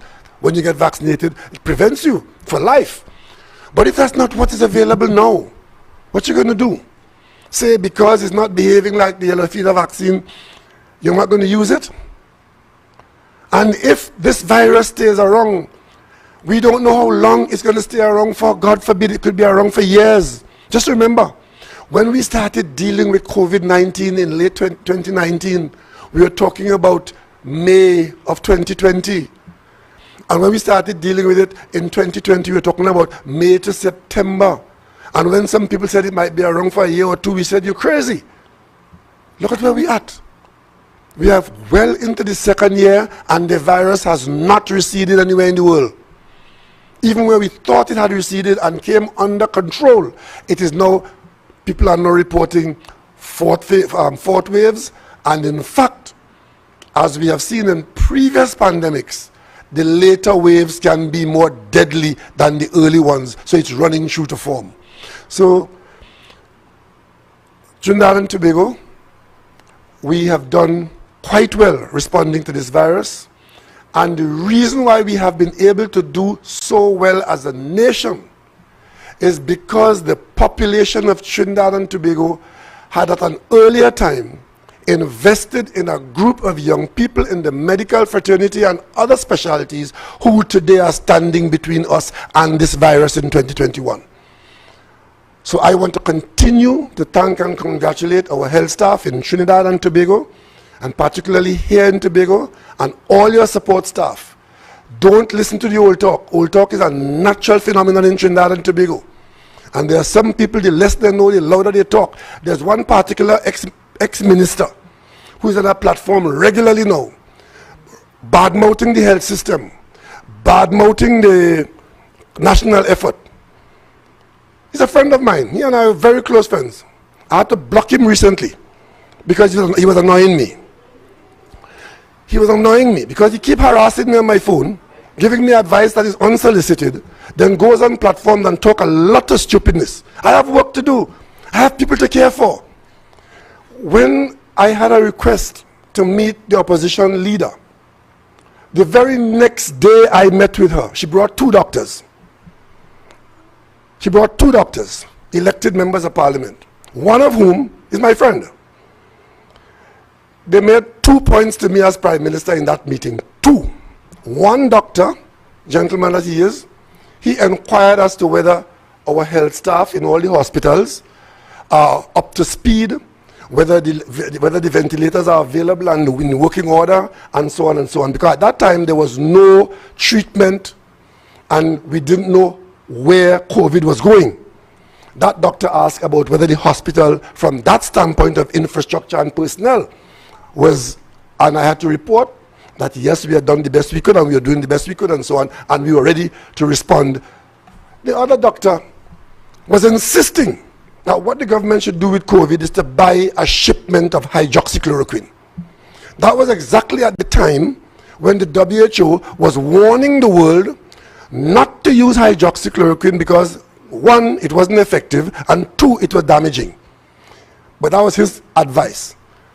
And up to recently kept insisting that we must use hydroxychloroquine. So one mad person was recommending sunshine, one recommending hydroxychloroquine, and of course the other one telling you about guinea pigs and vaccines and so on. And that is the alternative. I could tell you today, Trinidad and Tobago with all the criticism being made about the effort this country has made and the progress we have made, none of the alternatives being put forward would put us in a better position. The last request I got is that the health team now has shown that they are tired and they failed. Get them out and put a new team in. That is not going to happen, because they are there by virtue of being our specialists in virology, our specialists in epidemiology, our specialists in all aspects of healthcare specific to this problem. It would be crazy to think that, okay, well, we didn't perfect it. We haven't killed off COVID. So the thing to do is to go and get a taxi driver or a food picker or a prime minister to go and take over the hospital. Crazy. Comfort yourself in the fact that in Trinidad and Tobago we made the investment and it's paying low dividend now. That is why we could be doing what we're doing now. Talking to you, as I dare say, one of the most educated populations in the world with respect to this virus. So therefore, make an educated choice. Make an educated choice about getting vaccinated, because that's what we need to do. And we have the vaccines. So come tomorrow, Monday's a public holiday, Tuesday's a work day, get vaccinated in early August. And by early September, we should be in a position to say that a large chunk of this population has been vaccinated and is in a fairly good position to respond to the virus. If we don't do that, and the virus feeds off the unvaccinated, and the vaccine remains on the shelf, then we have no one to blame but our individual selves. We'll be driving this campaign, and our doctors and nurses and healthcare givers at all levels have not given up the task, and they will not. And the volunteers are out there helping. That's another area we should be proud of. The private sector volunteers have come in, and we'll have more volunteers coming in. I just want to say one thing here in Tobago too. If we have an outbreak in Tobago, like in Trinidad and the nation, and we even put more beds in the hospital, more physical beds, get more bed sheets and more mattresses, that is not going to create any more nurses and doctors and phlebotomists and others. These are specialists who are limited in number. So don't get to the point where you need more beds in the hospitals, because a place to lie down does not healthcare give. The staff that stands at the bedside is married to that bed to be able to give you the care that you need. And that care comes after years of training and a good attitude from those who come by your bedside. These are the facts of 2021. And Minister, maybe we are getting some more people in to support. Yes. Could you mention that, please? Thank you. Thank you, Prime Minister. So as we prepare for the Delta variant, outside of vaccination, we also have to ramp up our human resource. We have brought in 30 more ICU specialist nurses from Cuba. Some will be sent to Tobago to support the Tobago effort. These are specialist nurses not available in Trinidad and Tobago. So we are not depriving any local nurses from their jobs. We have always had a shortage of that. So that is coming in. That is already here, and some will be sent to Tobago. Thank you very, very much, Minister. I think I've said enough on this issue, and I'm hoping that I can continue to trust the good sense and the reasonableness of a population who from the beginning had been asked to take responsibility for yourselves, because the circumstances require that, notwithstanding what the government does at every level, the taste of this pudding is in the eating at your own shoulder. That's where we're at now. We've progressed to that stage. So please take responsibility and get yourself among the vaccinated. If there are any questions, we take them now. Please identify yourself, and you can go to the mic and we'll take your questions. We have some time. Please identify your media house and put your question. Hi, good afternoon. Candace Jackson from Tobago Channel 5 News. My first question to you, Prime Minister, is are there any more vaccines to come in? Because I noticed that you didn't give us any update on additional vaccines coming into the country. The situation with respect to additional vaccine remains the same. We are working on getting additional supplies. I'm confident that we will have supplies. We've gone through July as we did indicate. We had enough vaccines to keep us busy in July. During the month of August, we are expecting some additional vaccines, but I don't want to get into them until we literally have them on hand. We have some potential offers, that's how I put it. But at this point in time, I don't think that the country should focus much on that, because we have hundreds of thousands of vaccines in hand looking for arms, and we have more that are committed to come to us. So we do not expect to run out of vaccines during August. Okay. And secondly, there's an argument being made to open some of the beaches, perhaps on a restricted basis, like from 6 to 12. That way, I mean, you only just have persons that are going for work therapy and so on. And we also know that limers tend to want to go in the afternoon. Or we could even just open beaches that are already manned by lifeguards alone. That way, you know, they can assist in controlling the crowds and whatnot. Because the sector in tourism in Tobago has been, you know, complaining and so on and pleading for some relief where that's concerned. I've heard that, but firstly, lifeguards don't organize people on the beach. Lifeguards are there to come to you when you've outstripped your swimming ability. So lifeguards will not be comforting to us on the beach. And of course, if you open the beaches for half day, you can't say it is for John or Mary, because everybody will turn up during that half day period. In fact, if you're going to open it, the longer period is better, because that will prevent a gathering, because remember, it is the congregating of people that we're against. The reason why we have not opened beaches, knowing the value of being on the beach, the curative value of being on the beach, is because we have opened up so many other areas and taking so much more risk with other people. 45,000 construction workers are out there. They're not entirely protected. They're working with a risk, and you're seeing it in Dr. Hines' chart. And therefore, what we're saying, if we have to give up anything, let's not give up the livelihood. I just mentioned the livelihood of people who are in the retail, who work in the malls and so on. We believe that it is better to hold it so that they can come out, as against us going on the beach and spending a while. But I expect that if we keep our downward curve going by behavior, we should get to a point in the not too distant future where we could begin to go back to the places of recreation like beaches. Okay. My next question is for the Tobago health authorities. We know that the Gamma variant was detected earlier this week. Can we know some details as to when this person would have gotten COVID-19 with the variant, and some details surrounding it, like, you know, how many persons, or how widely do you think that this one person may have affected other persons in the community?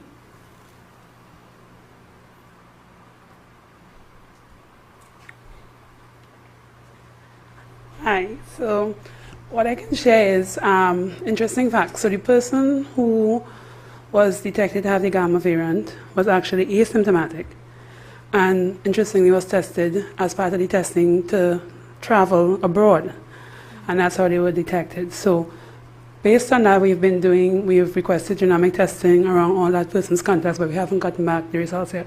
But when we do, we will share it with you. Okay. Additionally, when can we expect the ICUK in Tobago to be expanded?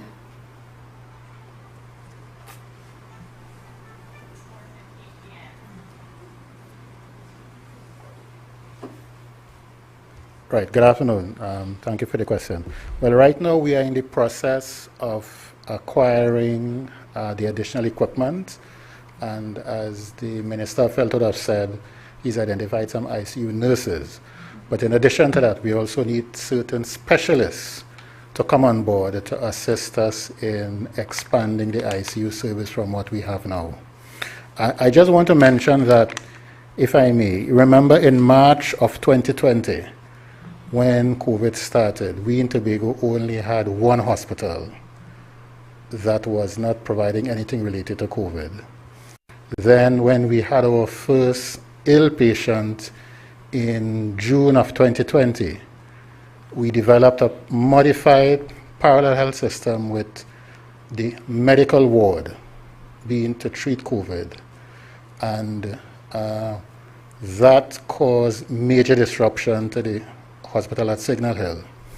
Come August, we were able to develop the facilities at the Fort, which was the old hospital that was converted to a COVID treatment center that allowed us to return the medical ward and the Signal Hill Hospital to providing non-COVID and normal services with the development of a COVID ICU then.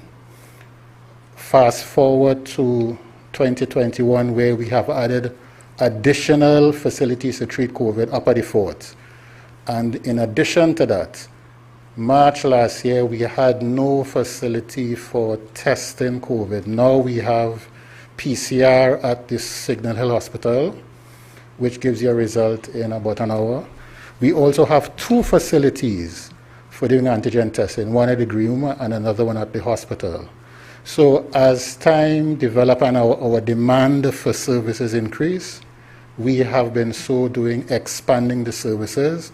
And this is just another example. We had forecasted at least a month ago that we would need additional ICU care because the ICU was 80%, 100%, and we started putting things in place to develop that. So we expect in the not too distant future to have the equipment and the staff to expand it. And we plan to expand it up at the Fort in the facility that was tracked, that has been empty for some time. That should give us an additional 7 beds. Okay. Thank you. Dr. Wheeler, there's another question. There are reports, there continue to be reports that there's a significant oxygen shortage in Tobago. Could you give us an update as to our oxygen status at the Scarborough General Hospital? Right. The Scarborough General Hospital at Signal Hill has 2 oxygen concentrators that provides all the oxygen, not just for Scarborough General Hospital, all the health centers on the island, and also some of the oxygen at the COVID facilities at the Fort. However, in the recent weeks, with the increasing demand for oxygen care, we have supplemented that with cylinders being brought up from Trinidad. So there's really no shortage of oxygen on the island at all. I'll just end it for now. Thank you.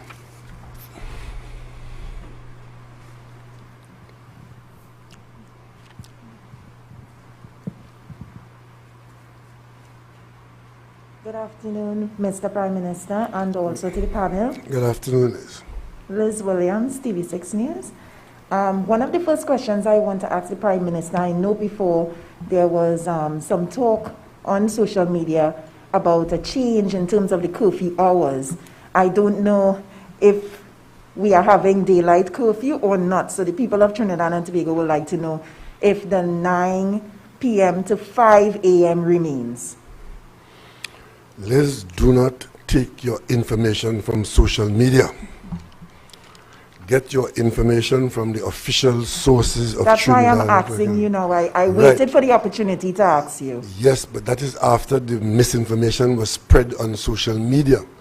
Because what we did last meeting of this type, we said publicly that we are not changing the curfew hours for this weekend, it being a holiday weekend. We're not going to do it like we did for the last holidays in June, July. And it would be the normal time of the state of emergency, which we've been having, which is from 9 to 5. No other change. So don't believe anything else. That's the official position. There has been no adjustment to the 9 o'clock curfew and the 5 o'clock in the morning ending of that curfew. I know you announced already that beaches remain closed, because that was one of my questions.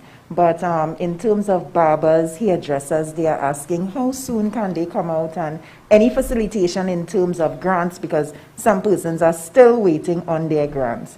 And also, let me just slip this one in one time, in terms of churches. Churches are also asking, and religious institutions, how soon will they be open? Right. It brings us back to the point. Firstly, it has been confirmed to me that grants are going out, Social Development Ministry and the Ministry of Finance, but there are still some people who are in the line, and we'll continue to service them. And we kept adding, as this thing goes on longer and longer, we kept adding people to it. So that is happening. Unfortunately, it's not going as fast as we would like, but we're making every effort to ensure that help meets those who need it most. And with respect to how soon, when we mention personal services in the earlier part of this conversation, those are the people we are talking about, that we're asking them to get vaccinated. And as soon as we are satisfied that the level of vaccination there is relatively high and that they're ready, we'll try to give, I would think in another week or two, that those services should be provided, because we want to be comforted that those people are in fact heavily vaccinated because of the nature of the contact that they have with other people. So we have to make sure that that is done. So I'm encouraging them.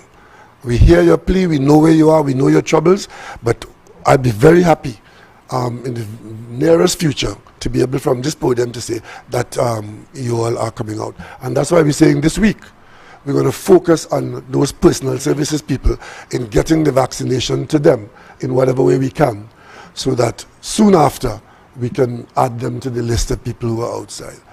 And with respect to the beaches, and we would love for all of us to be out there, but because of what the alternative is, the alternative of having everybody out there doing everything we want to do, is that we could find ourselves, all of us, backing up to a place that we don't want to go. So if we have to reduce the numbers, what we have been doing, and you would have seen this, and I tried to mention it earlier on, but maybe I didn't make that point. We're making the sacrifices in areas, not that you're unimportant, not that you're a non-contributor, but in areas where we reduce we're giving up some leisure for livelihood. I know that you have been getting these reports in that some employers are now making it mandatory for their staff to be vaccinated, and some are also requesting that a PCR test be done every 2 weeks. What's your view on the matter? Well, my view is that we all have our problems.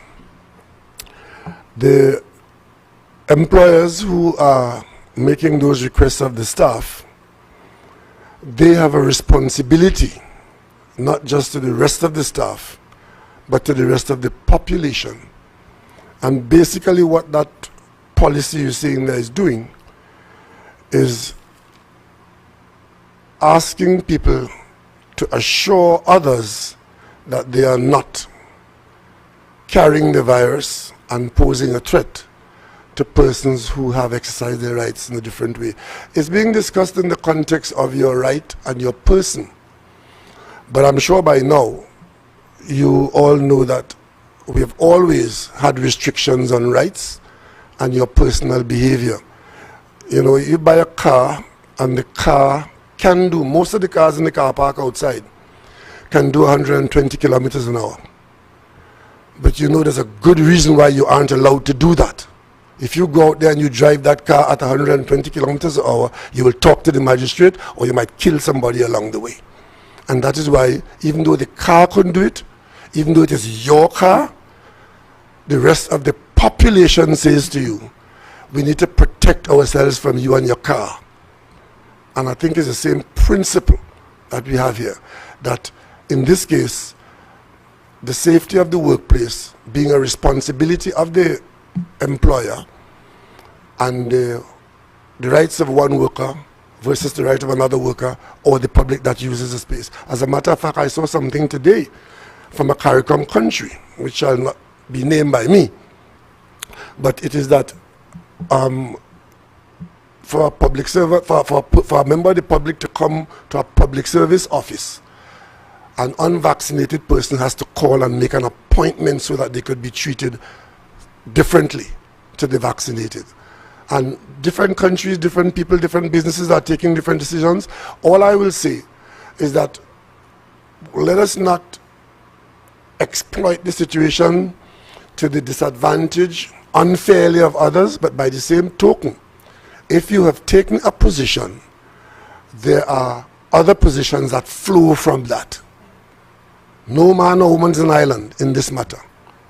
And we need to be understanding, and I think we are an educated population, as we are, I hope we are making educated choices. Just two other questions before Camille comes.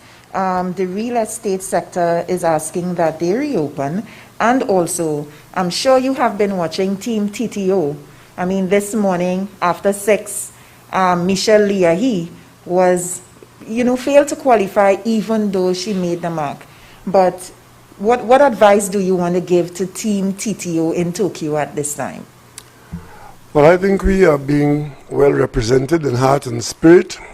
And I went to a school here in Tobago, Bishop's High School, and I played a lot of sport there. And we used to play in the adult league, so we very infrequently won. But we played, and our principal would console us by saying every Monday morning, it is not to have won, but to have played the game. And I think Trinidad and Tobago is well represented, and much as we would have liked to be coming home with a basket of medals, those who carry a flag did so with pride, and we commend them for the effort they've made. We are a little disappointed in those new ones who tested positive, but they're being well managed. This being a pandemic year, I mean, we had a couple of our people out there. But as a CARICOM country, we want to join our CARICOM neighbors who have done well and who are representing us, punching well above our weight, particularly the Jamaican ladies who have broken the record there, coming down 1, 2, 3 and flying the Caribbean flag. And therefore, we have not been disgraced. So, I'm a little bit disappointed that Michelle didn't get into the finals, but when you didn't get in by what is 3,000th of a second or something, 1,000th of a second, Yeah. that sounds like steel band judging to me. But say what? But she did us proud. And the real estate sector?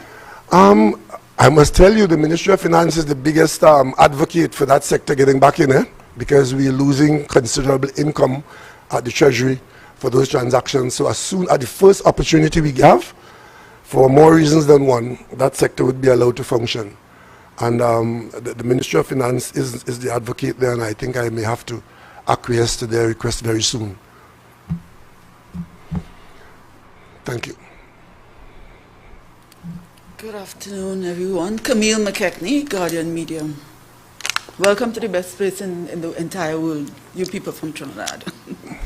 I just want to continue a line of questioning that Liz started. Mr. Prime Minister, as a Caribbean man and a former chairman of CARICOM, how do you feel about Jamaica's first, second, and third, the victory in the Olympics, and of Thompson, who has new Olympic record? And also, are you taking notes about the performance of the Jamaicans in relation to the performance of Trinidadians and Tobagonians? And what do you think is the biggest advantage they have over us in terms of facilities and anything else, or training that you can use in order to improve the performance of our athletes? I don't want us to beat up on ourselves because Jamaica has done well in some areas of Olympic sport. I would simply want to say that all our Caribbean countries, if you follow the Olympics, you see all our Caribbean countries have been doing very well representing themselves. And we can learn from Jamaica. I don't know that they have more facilities than we have, but what they have is a tradition that is now paying great dividends in a world that receives that tradition. The inter-school sport in Jamaica is huge and has been huge since I was there in the early 70s. And out of that system now comes scouting, people being selected early in the teenage performances, and they end up in the United States. It doesn't have much to do with facilities on the island. The facilities on the island produce the school-age performers. And if we are failing in any area, it is that area where we don't have the exposure and the competition in the inter-school. If you look at the capacity to do that, we have a greater capacity than Jamaica. We have more secondary schools, we have more top-class playgrounds, and I dare say we have more government support in sport. But unfortunately, it is not reflecting itself in the competition that drives the teenagers to the attention of the scouts. And once they end up in the American competitive collegiate system, that is where we've been throwing out these superstars. So that's an area we need to look, but I wouldn't want to give advice from this area to the specialists there. But we do have the potential to strengthen our performance from starting with the school-age competition. All right. We know that most likely you would have been in contact with the TTOC's Brian Lewis about the... No, I have not been, so you could stop right there. But I heard the minister saying that she has been in touch with him all the time, and I've heard him on the radio. So would you be able to say what kind of advice is being offered or what help is being given? No, I couldn't. I heard the minister saying that she's in touch with him and the team and the management team all the time, and I didn't expect anything else. But from what she has reported, we are as well managed as we could be, and our team is in high spirits, except that we had that little setback. And we do have some people still in the competition. Let's just wish them well. Okay, this question is for Dr. Palsram. What is the age of the minor who tested positive for the virus that was repatriated? And also, what country was the minor returning from, and what strain of the virus did the minor have? Okay, thanks for the question. As you know, we try not to give personal level detail for patient confidentiality reasons. So I wouldn't want to say what age the person was. Suffice it to say the person is being well isolated. And of course, the sample was sent across to the University of the West Indies to do typing to determine if there's a variant of concern or variant of interest. Okay, to the Tobago team, Dr. Hoyt, can you give us a clinical update on the clusters of infections at the male medical ward and the surgical ward and other areas of the Scarborough Hospital? We know that the last time Dr. Thompson spoke, he said that 11 people were infected, 11 patients were infected on the ward, 4 had died, and you had like 31 persons 31 staff members being affected. Hi.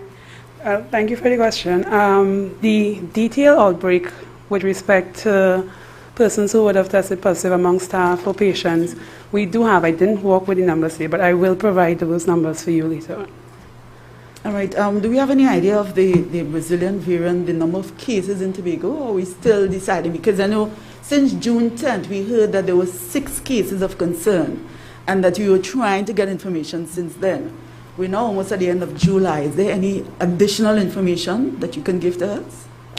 So from the cases that were previously flagged, we didn't get back any reports that any of them had tested for any of the variants. But thus far, we have definitely flagged an increased number of, well, as I said, all persons who would have been contacts of this known person with the variant. And we have flagged persons who with severe illness, anyone who may have had reinfections, etc. So there's definitely increased testing and genomic surveillance being done. Well, thank you very much, ladies and gentlemen. We've done a 2-hour session. And I think George hasn't been there yet, but let's have a question from George. And well, sport expert who went to Bishop's High School in the years when we won. I want to disagree to you that maybe... I didn't get the first part. Oh, you didn't get the first part? No. Yeah, the microphone is now on. I said as an actual sport expert who went to Bishop's High School during the years when we won. I want to disagree with you and suggest that, in fact, technical competency among coaches is the area where Jamaica outstrips us. And people from other countries, including the United States, are now going to Jamaica to train. But that's another story. I think that the Secretary was happy to see you, Prime Minister, here today with the cavalry, the whole group and so on. But you've asked us to treat with the science. And the most basic form of science is arithmetic. And there are some challenges with the Tobago numbers that, as far as I am concerned, have not been addressed. 2 weeks ago, Dr. Wheeler reported that our COVID ICU was full. Today, he is confessing that arrangements are yet to be made for an increase in the number of ICU spaces. The numbers in Tobago are going in this direction that varies significantly from what happens in Trinidad. I'm tempted to say our percentage of cases is higher than the GSC percentage recommended for Tobago in terms of when we look at what's happening nationally. And if you look at even some of the languaging of the releases that we are getting from the TRHA, it is clear to everybody that if there is not an effort to downplay or cover up, at least we've been presented with very nice language, but not clearly an indication that we have the kind of grip that we should have on the situation in Tobago at this point. I have a special individual who was in the home quarantine who has died in recent times, and if so, what was that cause of death? I'd also like to find out about another circumstance. In the media, we try to share as accurately as possible the information that we provided. It would appear as though somebody screenshot a conversation that was taking place between media members and shared it with certain senior officials. In that conversation, members of the media were expressing some skepticism. But George, I must stop you here. I think we're drifting off into... No, well, if I direct that one to the second... we're drifting off into speculation here now, and I really couldn't entertain that. I was trying to follow you, but you're losing me, because I have no idea what you're talking about. No, but you ask your question. Let me allow the question to be answered first, and then we'll come back to maybe the area you're going down.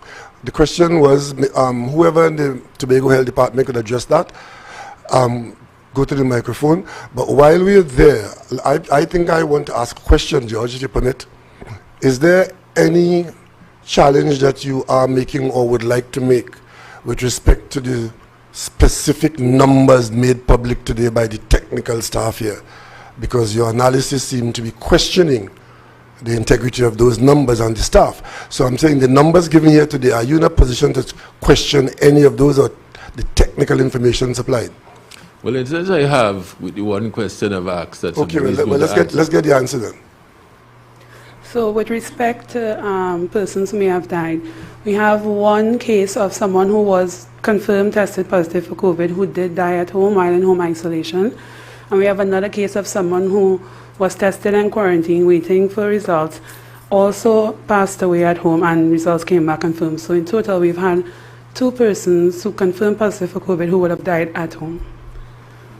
Included in the numbers presented on your daily reports of COVID deaths? They're absolutely included in the number of COVID deaths. We don't differentiate whether a person would have died at facilities or at home, but they are included. But there's one other area that I am concerned about, George, in your presentation, and that is you speak about something happening in Tobago unlike what is happening in Trinidad. What exactly are you pointing to that Trinidad is benefiting from that Tobago is not benefiting from? Not at all. What I'm saying is that if you look at the daily national numbers and you look at the daily Tobago figure, Tobago carries a significant portion of that figure beyond what our population size suggests that we should have. And that's inescapable. I think that is debatable, George. And again, if you go back to bishops, as you started off talking about our experience in bishops, statistics have a way, you can interpret statistics any way you wish.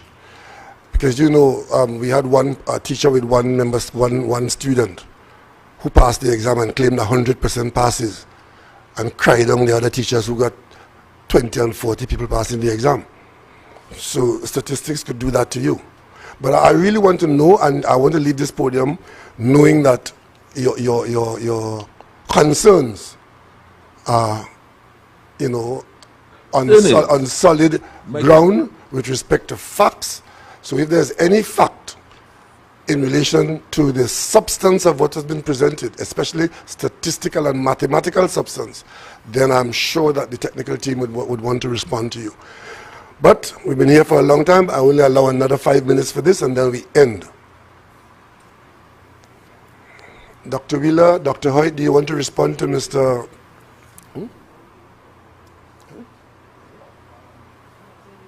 Or both? Yeah, the two doctors would respond, and I hope that... Thank you very much. Just for today's figures, total deaths for Tobago, 43 out of 1,464 COVID positive. Gives you a 2.9% death rate.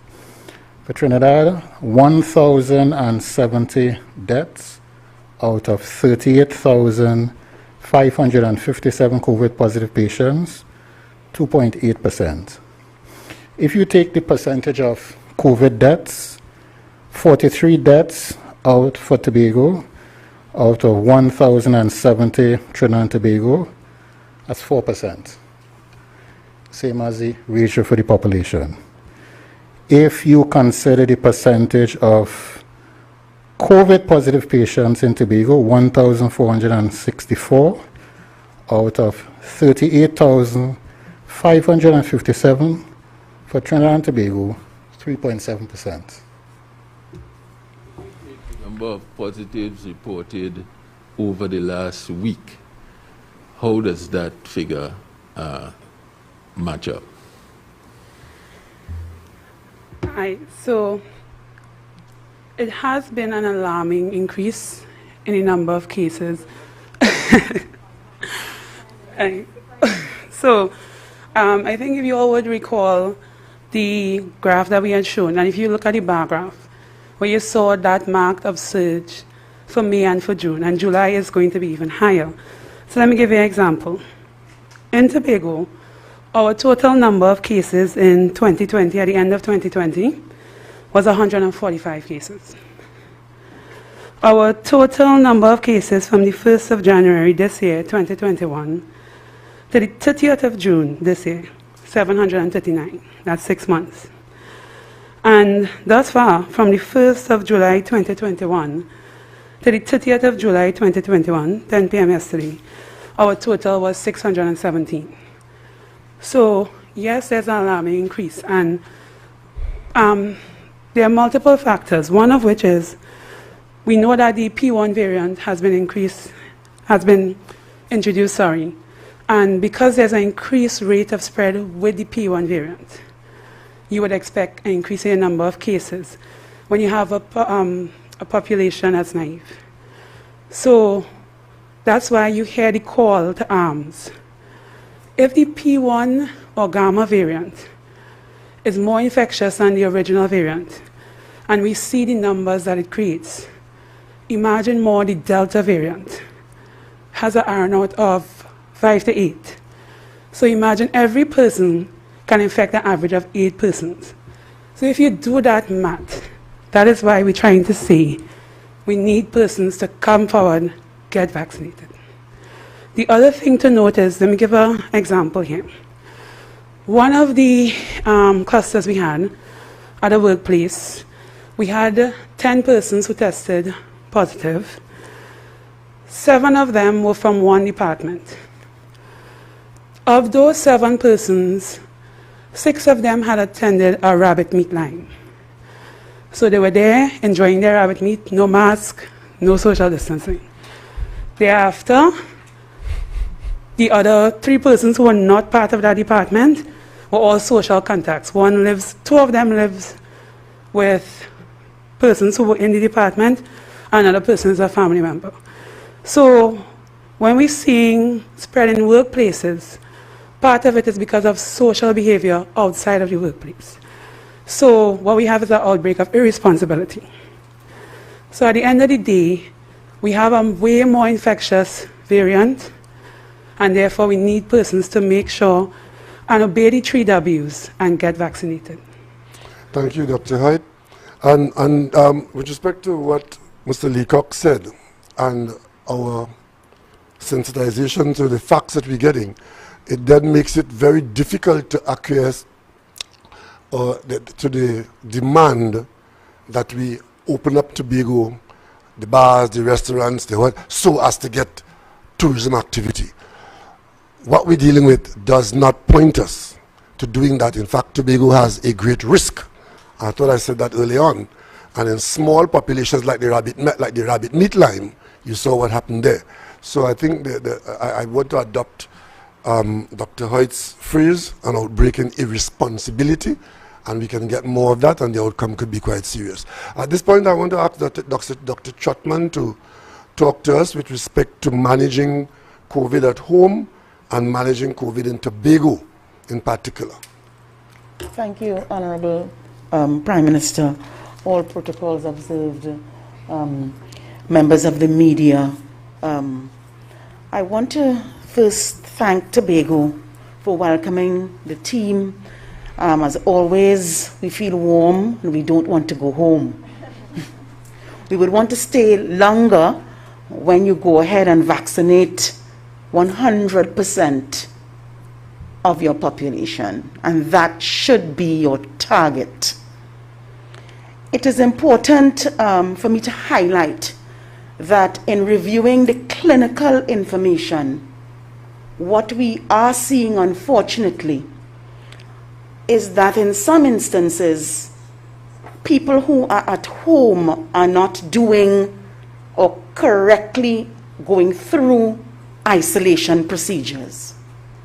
So I'm here to implore that we remember how to isolate at home. It's very important.